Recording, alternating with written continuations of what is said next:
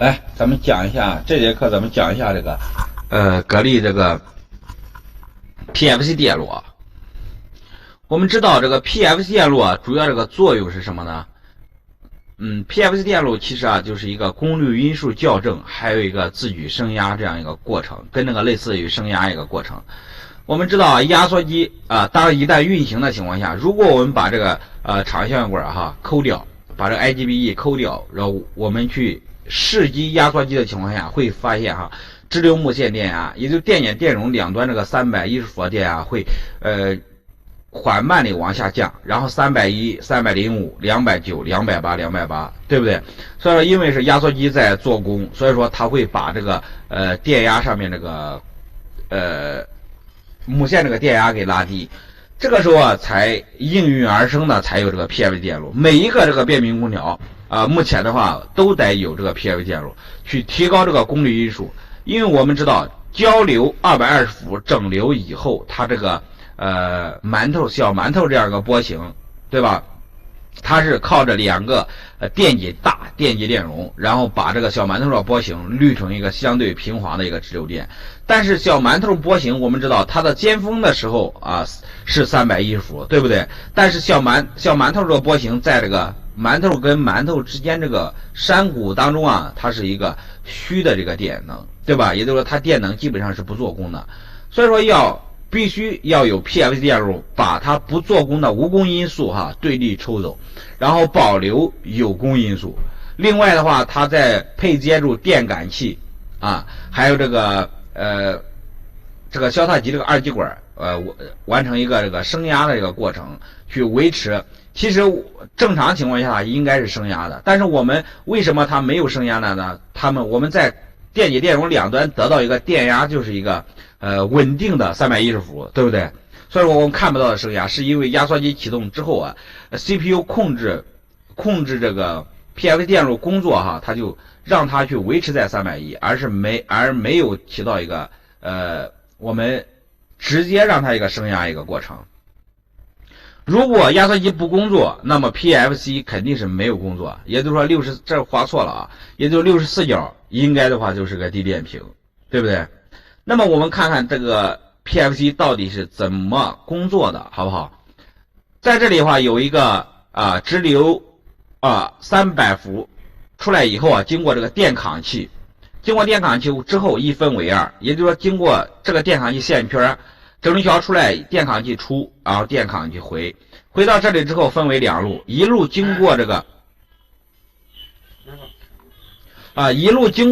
消踏级这个二极管之后，直接去到电解电容的正极，对吧？另外一路经过这个IGBT 直接加到它这个漏极，对吧？漏极即原极出，也就是说这样一个布局。那么在这里这个电抗器有两个作用，第一个就是电抗器串接在这个直流电当中，起到一个恒流电感的一个作用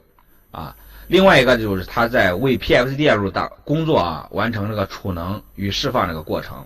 当这个开关管对地导通的时候，这个电能然后从这里流过电抗器之后对地，所以说这个电抗器上边会适当的去增加这个电能。增加这个电能，因为电流不能够突变，流过电感线圈的电流不能够突变，它就势必要把这个能量给储存到电抗器当中。当这个 IGBT 截止的情况下，这个电动室然后瞬间的就反转，然后再次经过这个二极管之后整流，然后给这个电解电容以此维持电解电容这个两端这个电压。这个还用讲再细一些不用？就是这个怎么我储能怎么释放的。也都正常情况下，它不是300伏供电经过这个电抗器之后，然后流过来，对不对？所以说这是右正左负。那么电感线圈因为自感系数的存在，它的感应电动室是左正右负。当这个 IGBT 处于截止的情况下，它这个感应电动室要瞬间的左右反转，它反转的时候变为右正左负，刚好跟我们刚才这个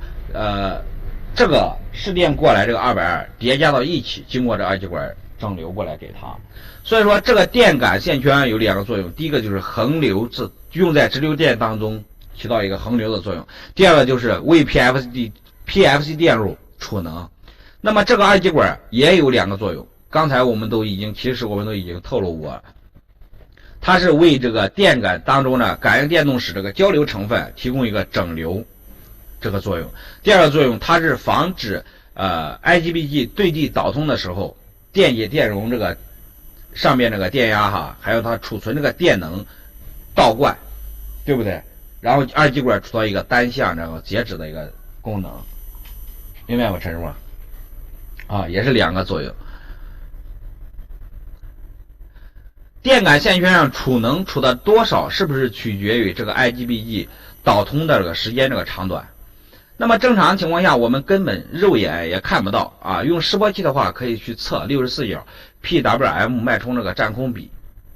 用望远表的也监测不到。我们用望远表唯独能监测到的就是母线这个电压，对不对？母线电压升高意味着 PFC 电路工作，母线电压降低意味着 PFC 电路没有工作。我们通过这个就可以简单的判出来。如果说这边控制它导通的时间就长，也就是说这个电感线圈当中的电流既要流过它，也要有一部分流过它，所以说它这个电感线圈储的能就要多。当它 IGBT 一截止，然后它这个电动室瞬间的反转，然后这个时候对于 IGBT 这个漏极这个极电极这个电能无处释放，它势必要通过这个二极管再次整流，然后加到这个电解电容的两端。我们看看它这个 PFC 电路是如何驱动的，对吧？也就 CPU 64角过来一个驱动信号，对512对地偏值以后送给这个 S4427R 这个第一角跟第三角。S4427R 是一个什么东西呢？它不是个东西它是一个低功耗双通道一个数模转换一个芯片。因为我们 CPU 过来这个信号只有是数字信号0和1，也就是低电平和高电平，所以说这样一个信号并不能够去驱动 IGBT 这个正常工作。我们 IGBT 这样一个类似 IGBT 这样一个 Muse 管它这个3级驱动电压应该在18伏左右我们在这里选用的是15伏，对不对？所以说它要经过这样一个芯片实行一个转化，那么这个势必这个芯片带有一个供电接口15伏供电，另外带有一个接地，对吧？也就是它的第6角是 VCC 供电，第3角是接地端口。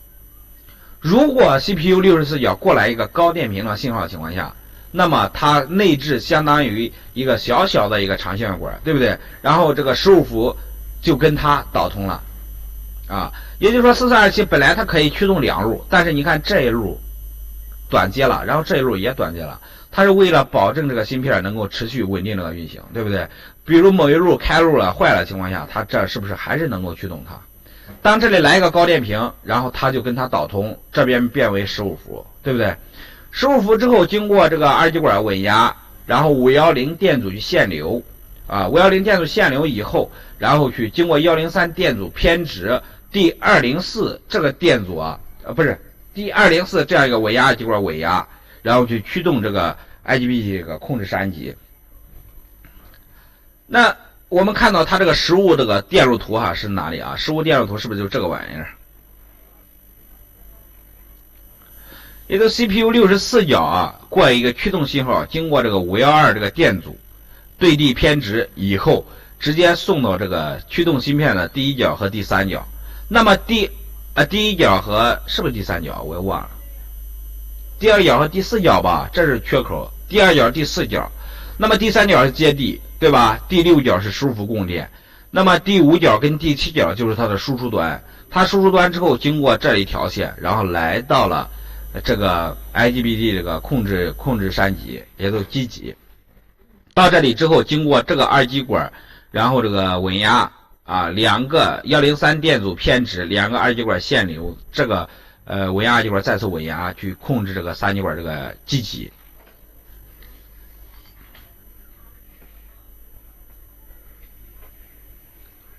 另外值得注意的就是这样一个二极管，很多师傅问我，他说我这个二极管也击穿了，到底买什么规格型号呢？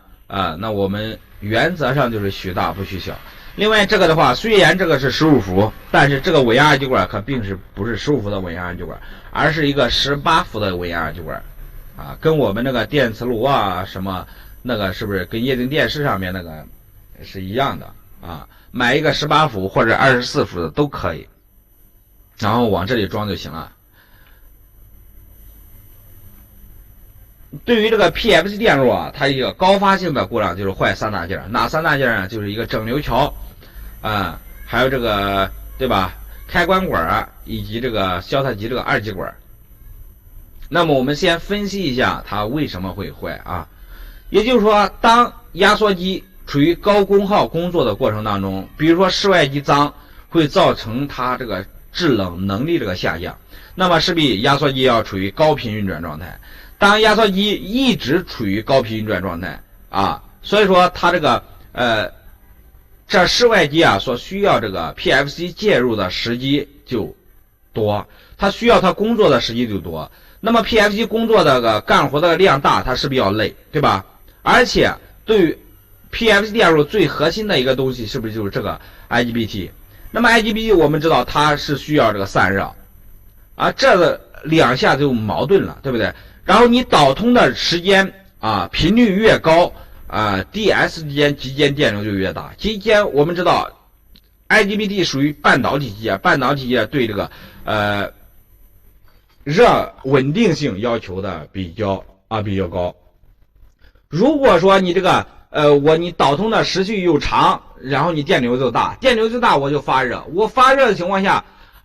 刚才我们说了，它是为什么要压缩机处于高频？是不是因为室外机冷凝器脏室外机冷凝器脏的情况下，压缩机制冷管道系统这个表现为然后制冷能力差，所以说外机的话，压缩机一直处于这个高频状态 ，PFC 介入又需要多，然后 PFC 介入一多的情况下 ，IGBT 产生这个热量又多，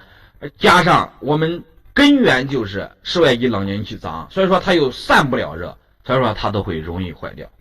对不对？对于这个 IGBT 耐压的话，往往是1000伏极电极承受这个最高反向电压比较高。内部的话还有这样一个蓄流二极管一样一个特性，它这个规格封装是比较好的，造价也比较昂贵。一个全新的话大概在5块钱，一个拆机的话也都在1-2块钱左右如果它要是坏的话，我们看看会造成哪些这个坏如果这个DS 之间漏极跟原极之间击穿的情况下，是不是会造成这个电流过大？电流过大的情况下，你前边这个 IGBT 是不是也要过电流而损坏？对不对因为它一坏这2个管子嘛，然后比如这2个管子坏了，或者当交流电复波来的时候，这2个管子坏掉，然后 IGBT 也击穿。那么为什么坏3大件呢？这个东西是怎么坏的？是不是在它DS 之间极间导通的情况下，这个地方是不是瞬间变为0伏？我们知道电容两端这个电压不能够突变，对不对？电容两端是不是还是在310伏？310伏这是0伏，我的天哪，你这个二极管受得了吗？相当于我们在二极管两端加一个反向电压为310伏，对不对？所以说这个二极管不保。那么正常情况下，它这边是310，对吧？这边也是310，所以说二极管单向导通，那么瞬间为0，反向电动势比较高，这个二极管就击穿掉了。所以说这个二极管它这个选材也不能够用普通的二极管来代替，它需要干嘛？它需要第一个应该具备哪些特性？第一个就是整流时间也就是整流时间特别快，整流速度高。另外的话要高频二极管，对不对？应该具备的就是第一个整流二极管，还有高频二极管，还有一个快恢复二极管，它反向恢复的时间应该的来说，它应该非常非常的短。还得有一个什么？还得有一个作用，就是反向耐压比较高。这一个小小的二极管，它的反向耐压我们往往看到就在1200伏及以上，对不对？这是它这个电路设计所必须的一个东西另外这个二极管由于它这个电流比较大，所以说这个二极管我们看到也是带背散热片的主板上面被散热片有哪些？第一个就是整流桥、IGBT， 还有二极管，这都是被散热片的啊，这就是俗称变频空调的三大件。它们这个故障现象往往都不是单个出现的啊，要么就是一起出现，要么就是成堆这个出现。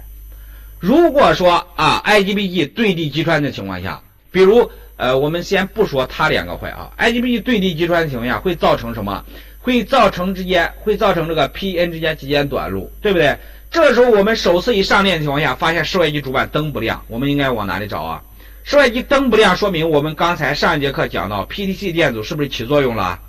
PTC 电阻起作用，交流220是处于这个切断状态，对不对？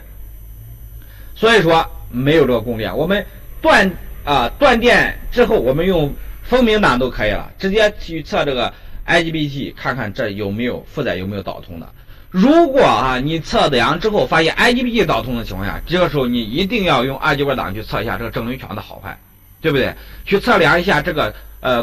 这个焦太极这二极管看看是否好坏啊，因为我们说过故障往往不是单一出现的。那么第二个情况就是，我们如果这个 IGBT 如果击穿的情况下，我们还要测量一下就是这个二极管，对吧？测量一下这个18伏的稳压二极管是不是反向击穿。为什么？因为 IGBT 如果瞬间击穿的情况下，会造成反向它电流比较大，所以说这个 IGBT 坏了，一定要测量这两个稳压二极管。非常抱歉，假如说你的IGBT 坏了，这个稳压管也不保了，前面这个稳压二极管也不保了，对不对？那你是不是还要往前去找啊？这个 S4427R 看看这个第6角跟第5角风明档，或者用阻滞档测一下它是不是击穿。假如说这个东西要击穿情况下，那你一定得小心了，这个时候你应该把这个心提到嗓壳眼，对不对？然后测 CPU 第64角对地。我们正常情况下 CPU 64角对地是多少？是不是 5.1K？ 假如说你坏完这些东西之后，你去测 CPU 64角对地如果说小于 5.1K， 那个你 CPU 肯定是坏了，对不对？因为相当于 CPU 64角对地，然后有内阻，它把这个512这个电阻给相当于把它给并联了，所以说你会发现它这个电阻比较小。这个思路是不是跟刚才我们那个 PHPL 那个坏 CPU 那个道理是一样的？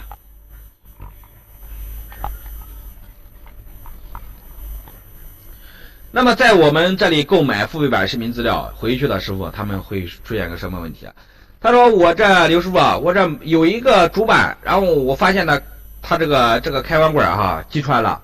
然后我就换上去了。我说你这整流桥跟二极管没事吗？他说没有事。换上去之后发现这个指示灯亮了，300伏供电有了，对不对？但是开关电源不工作，怎么回事？陈师傅，这个管子坏掉了，正常它不是一检测发现报这个一流，对吧？通讯故障，因为主板上没有这个300伏他把这个东西开关管换掉之后300伏供电有了，为什么没有这个开关电源不工作？为什么没有15伏没有5伏呢？换上去之后300伏是有，开关电源还不工作，为什么15伏5伏没有是吧？对，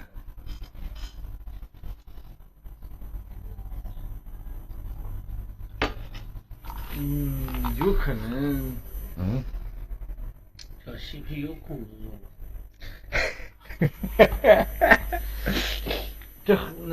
有可能开关电源自身损坏的可能性是没有的，是吧？他检查过了。对，开关电源这300伏有，但是开关电源不有自身的，它不自身它有自己电路嘛？我们它那个电路要是好的话，对，就上次我在网上看，好像这块有问题了，这个对，我们开关电源修液晶电视这个师傅都知道，如果开关电源不工作情况，第一个就是势能控制端口过前压保护，对吧？过压保护、过流保护，还有这个控制，或者还有一个就是另外一个就是开关电源不工作，就是什么？这是不是后级负载短路因为我们知道开关电源主要产生的就是15伏供电5伏供电、12伏供电，对不对？如果15伏供电对地短路情况下，开关电源处于是吧也是间歇震荡这个状态，也是输出电压反馈的输出电压比较低。那么到15伏这里没有啊，1点多伏，那么到3.3伏肯定没有啊，主板面上面指示灯不亮。那么这个时候我们是不是应该去测这个 R 极管呢？这测无压 R 极管，对不对？因为它开关管换上去之后，这个要是坏的情况下，是不是就15伏对立短路，对吧？开关电源不工作，对不对？啊，把这个换上去之后，如果还是压缩机工作一会儿就停了啊，一测母线电压只有278，也都工作的时候，我们用检测仪实时去监控它这个母线电压。发现母线电压只有280伏，那么我们要考虑一下用示波器去测64角，看看64角是否来一个 PWM 这样一个方波去控制4427，然后进而去控制这个 PFC 电路，是不是 PFC 电路没有介入工作才导致这样一个故障啊？因为压缩机工作一会儿就停，那么它母线电压这边跌落，它 CPU 认为它是可恢复性故障，对不对？所以说就让你停了之后再次驱动啊。有一些主板发过来的主板怎么说呢？就是说师傅我这个没有故障代码，就是压缩机工作一会儿停，工作一会儿就停，反反复复几次也没有故障代码。那么这个时候我们这个思路是不是要往这个 PFC 电路上去倾斜啊？对不对？不要用望远表去测量这个64角啊，我们要用示波去测量64角，看看有没有工作。其实的话，我们根据刚才刘师傅这个思路情况下，我们完全不用示波器，对吧？我们断电去测64角对地阻值就可以了，对不对？64角对地阻值如果小于 5.1K， 那是不是 CPU 一定是坏掉了？把这个芯片拿掉，如果再测小于 5.1K， CPU 肯定是不保。基于这种思考，我们再看看刚才那种思路啊，我们看看这个它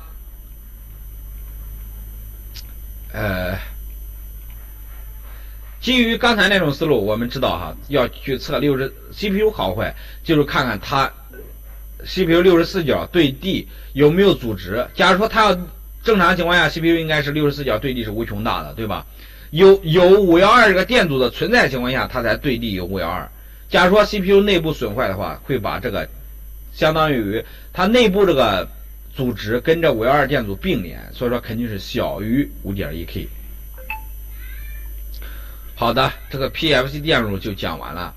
那么很多师傅不明白，然后这个有什么玩意儿啊？这是我们 PFC 电路非常核心的一个东西， PFC 电路这个采样电阻。那么实际这个电路是玩意儿，就是这个东西啊，非常重要啊！只有它的存在，然后我们下一节课讲到这个 E5 跟 HC， 也就是 PFC 电流保护还有 PFC 电压保护才显得有意义。